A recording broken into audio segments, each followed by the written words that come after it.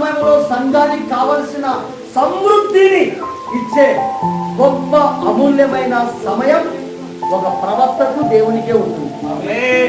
ప్రవక్త నుంచి దేవుడు తీసుకున్నాడు. దేవుడి నుంచి ప్రవక్త ఎల్లప్పుడూ తీసుకుంటాడు.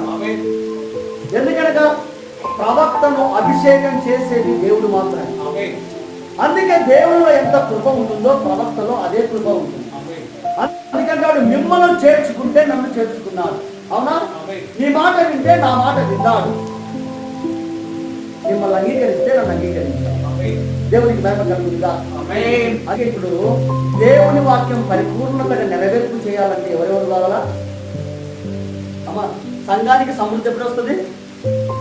ఆత్మ ఎప్పుడు వర్ధిల్లుతుంది? దేవుడు ప్రవక్త ఇద్దరు ఒకటై ఉండాలి. అర్థమవుతుందా? వాక్యము